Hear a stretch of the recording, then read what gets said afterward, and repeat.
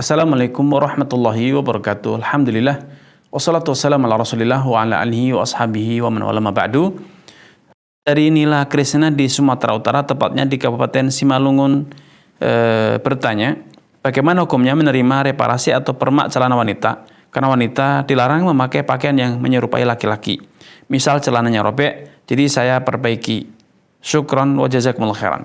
Barakallahu fiik wa tabakumullah kepada saudari Nila Krisna di Simalungun. Semoga Allah SWT menambahkan taufik kepada Anda, keluarga dan juga seluruh pemirsa dimanapun Anda berada.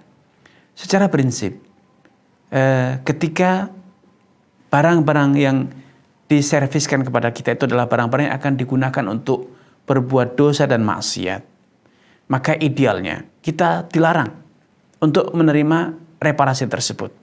Anda bisa bayangkan, andai Anda adalah seorang yang misalnya mampu menservis, misalnya tukang bangunan interior dan yang sejenis, menservis ruang bar yang digunakan untuk mabuk-mabuk.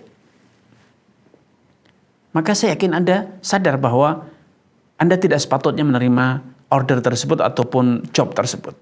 Kenapa? Ketika bar tersebut tempat berbuat maksiat, minum-minum khamar, bahkan mungkin prostitusi dan jual beli narkoba, menjadi baik kembali sehingga datang pelanggan dan kemudian terjadi praktek maksiat di situ, Anda pasti merasa punya tanggung jawab ikut terlibat dalam perbuatan dosa tersebut. Saya yakin Anda sebagai seorang muslim ataupun muslimah akan merasa terbebani secara mental dengan berbagai macam praktek kemaksiatan yang terjadi di tempat tersebut karena Anda yang menservis ataupun mereparasi ataupun merenovasi tempat tersebut.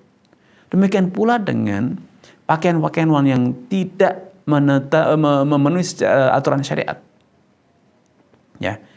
Karena itu sebagai seorang muslimah, Anda punya tanggung jawab untuk menasihati, mendakwahi, ingatkan customer Anda untuk mengenakan jilbab, untuk mengenakan jubah yang akan menutup auratnya secara utuh.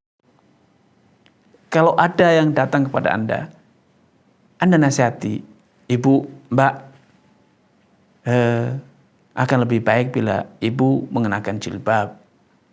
Atau sampaikan cara yang lebih santun dengan mengatakan, Bu, saya juga bisa produksi atau menjahit jilbab. Kalau Ibu berkenan, saya siap membuatkan dengan harga yang spesial, dengan harga yang murah. Ini bahasa sindiran agar dia tidak lagi mengenakan celana tersebut. Ya, namun tentu proses itu tidak instan, tidak seinstan yang kita bayangkan. Banyak orang yang butuh tahapan-tahapan untuk berproses, kemudian berhijrah atau dalam istilah umum berhijrah, kemudian sadar mengenakan pakaian syariat, mengenali agama, mempelajari agama lebih lanjut dan seterusnya.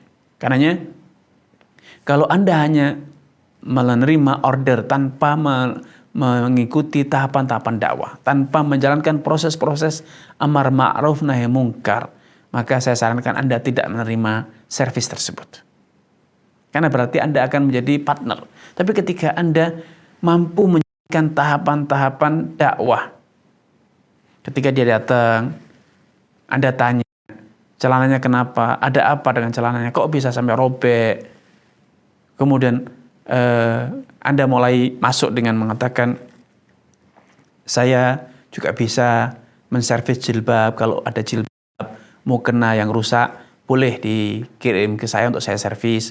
Saya juga bisa menjahitkan jilbab yang bagus, rapi. Barangkali Ibu berminat untuk menjahitkan jilbab mukena yang itu pakaian muslimah yang untuk dikenakan mungkin dalam momentum-momentum Ibu keluar rumah. Dengan kata-kata yang santun semacam itu adalah bagian dari dakwah dan ingkarul mungkar.